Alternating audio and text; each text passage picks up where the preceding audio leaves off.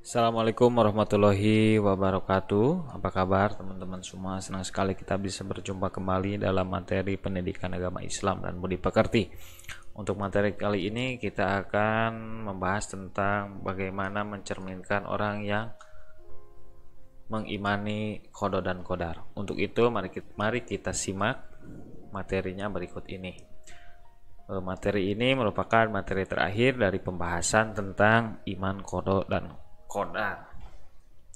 Baik, poin yang pertama akan saya jelaskan adalah yakin terhadap qada dan qadar dari Allah, karena pada hakikatnya qada dan qadar tersebut sangat logis atau masuk akal.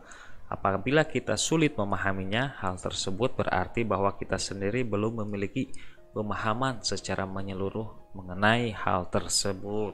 Jadi iman kepada qada dan qadar adalah merupakan hal yang sangat masuk akal atau logis ya.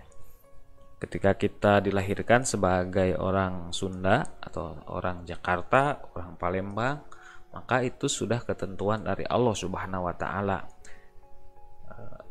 Itu tidak bisa kita tawar lagi, karena iman kepada qada dan qadar merupakan kewajiban bagi kita sebagai umat Islam ya. Semakin kita mengimani qada dan qadar, maka semakin besar kita mengimani kepada Allah Subhanahu wa taala. Baik, qada dan qadar merupakan tidak lepas dari yang dinamakan sebab akibat ya. Jika kita melakukan A, maka hasilnya akan A.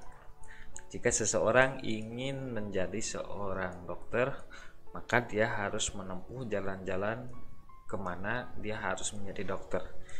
Pertama, dia harus sekolah ke kedokteran ya, jelas.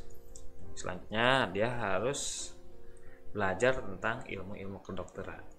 Maka dari itu, ketika dia ingin menjadi dokter tetapi hanya diam saja, maka dari itu dia tidak akan menjadi apa-apa ya. Yang kedua, pemahaman yang menyeluruh mengenai qada dan qadar akan melahirkan pribadi yang mau bekerja keras dalam meraih sesuatu. Nah, orang yang percaya kepada takdir, dia akan selalu berprasangka baik. Bagaimana dia selalu menautkan diri hatinya kepada Allah Subhanahu wa taala dan selalu semangat dalam bekerja. Dia yakin terhadap takdirnya sendiri, maka dari itu dia selalu bersemangat terhadap apa yang dia ingin raih. Itulah yang dinamakan orang yang percaya kepada qada dan qadar, selalu optimis dalam mencapai cita-citanya, selalu gigih bekerja keras, selalu giat dalam melakukan sesuatu, dan selalu disiplin ketika dia melaksanakan sesuatu itu, karena dia yakin bahwa kalau diam saja dia tidak akan menjadi apa-apa. Kalau dia percaya kepada qada dan qadar, dia akan selalu bekerja keras menjemput hasil akhir yang sudah ditetapkan oleh Allah. Kita diwajibkan hanya berusaha. Sesudah seluruh usaha yang kita lakukan sudah maksimal, pasti tentunya akan ada hasil. Nah, hasil inilah yang dinamakan dengan takdir. Hasil inilah takdir yang telah diusahakan oleh kita sendiri. Tentunya Allah Maha mengetahui apa yang akan kita kerjakan dan sebelum apa yang kita kerjakan ya. Itulah, jadi ketika kita ingin menjadi sesuatu tersebut, maka kita harus gigih dan bekerja keras meraih hal tersebut, karena manusia harus berproses, dan proses inilah yang akan menjadikan diri kita, mengantarkan diri kita kepada cita-cita kita sendiri. Yang selanjutnya, Allah tidak akan menyalahi hukumnya, sehingga manusia harus yakin akan kekuasaannya atas hidup dan kehidupan manusia. Itulah api, panas, sinar, terang ya. Bumi berputar pada porosnya, burung bisa terbang, itu merupakan sunatullah atau segala sesuatu yang telah ditetapkan oleh Allah. Kematian, nah itu sunatullah yang tidak bisa kita bantah ya. Setiap manusia atau setiap makhluk akan merasakan mati. Itulah ketentuan dari Allah. Maka dari itu kita harus yakin terhadap apa yang telah ditetapkan oleh Allah Subhanahu wa taala. Yang selanjutnya, kita tidak boleh sombong apabila kita berhasil meraih sesuatu, karena semua itu tidak semata-mata asas usaha kita sendiri. Ketika kita berhasil mencapai cita-cita yang kita inginkan, maka salah satu kuncinya adalah tidak boleh sombong. Sombong akan mendatangkan madarat. Sombong merupakan kerugian bagi diri kita sendiri, karena dengan sombong kita telah mengamalkan sifat-sifat yang tercela. Maka dari itu, jangan sekali-kali menjadi orang yang sombong. Kita hanya dititipkan oleh Allah ya, baik itu harta, jabatan, dan yang lain-lainnya. Dan semua itu akan kembali lagi kepada Allah. Jabatan tidak akan bertahan lama karena kita akan tergeser oleh orang-orang yang baru. Harta tidak akan bertahan lama karena harta itu karena harta suatu hari akan habis ya. Kita hari ini bisa mengangkat batu, bisa mengangkat sesuatu yang sangat berat, namun di kemudian hari tubuh kita akan melemah dan kita tidak bisa mengangkat barang-barang yang dulu pernah kita angkat. Maka dari itu, segala kelebihan yang ada pada diri kita, baik harta, tenaga ataupun yang lainnya, tidak boleh dipakai alat untuk sombong. Cukup sombong itu hanya milik Allah Subhanahu wa taala. Segala sesuatu yang telah kita usahakan dan berhasil itu semata-mata bukan usaha kita sendiri, melainkan Allah telah memberikan karunia-Nya kepada kita. Ketika Allah sudah mengabulkan doa-doa kita di dunia, maka jangan sombong. Karun diberi harta melimpah oleh Allah Subhanahu wa taala. Karena dia sombong, maka Allah tenggelamkan seluruh hartanya bersama karunnya ke dasar bumi. Nabi Sulaiman diberi kerajaan yang sangat megah, diberi harta yang sangat melimpah, tetapi dia tidak sombong. Dia tetap tawadu dan rendah hati terhadap siapa saja yang ada di sekitarnya dan selalu beribadah dengan rajin dan giat kepada Allah Subhanahu wa taala. Nabi Yusuf diberi ketampanan, namun ketampanannya tidak dijadikan senjata untuk bermaksiat kepada Allah. Justru Nabi Yusuf adalah salah satu nabi yang paling soleh dengan tidak memanfaatkan kelebihan dirinya untuk berbuat maksiat kepada Allah.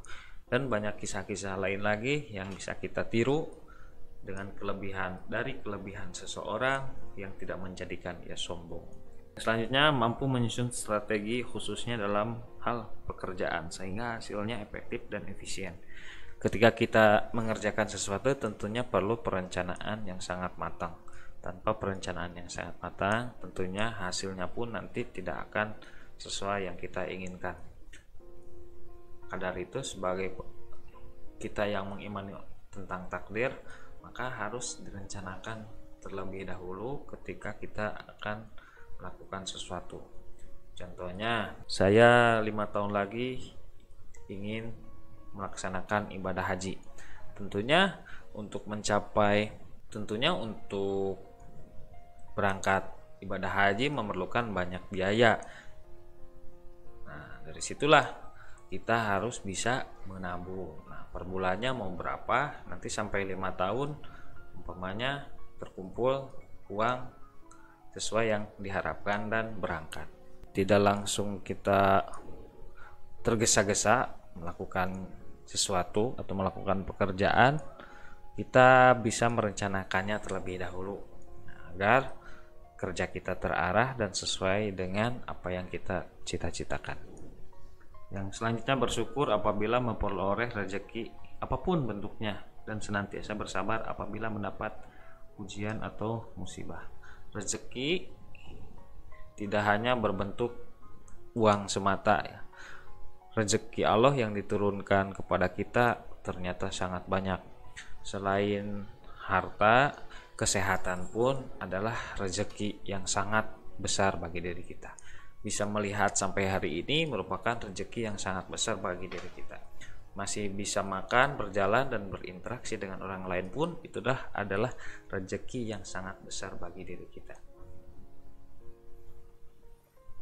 Maka dari itu kita harus pandai bersyukur terhadap apa yang telah diberikan. Kita tidak boleh terbatas menafsirkan rezeki itu hanyalah uang. Rezeki itu sangat banyak dan luas. Bisa tidur nyenyak adalah rezeki bagi kita.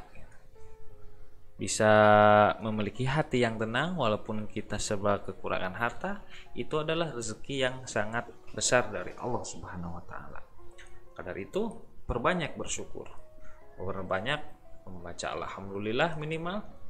Terus salah satu tanda bersyukur lainnya adalah bisa berbagi dengan orang lain. Dan ketika kita ditimpa musibah, kita menjadi orang yang sabar, karena dengan musibah itu merupakan ujian bagi diri kita, dan jika kita bersabar itu adalah salah satu nikmat yang Allah berikan kepada kita, yakni nikmat sabar ya. Dan ketika kita sabar, maka insya Allah ujian yang diberikan oleh Allah kepada kita itu akan terasa ringan, dan semoga menjadi salah satu jalan keberhasilan menghadapi ujian yang Allah berikan kepada kita. Baik, itu saja yang bisa saya sampaikan. Mohon maaf apabila terdapat banyak kekurangan. Untuk kritik dan saran bisa sampaikan di kolom komentar. Demikian pembahasan tentang bagaimana kita harus mencerminkan orang-orang yang beriman kepada qada dan qadar.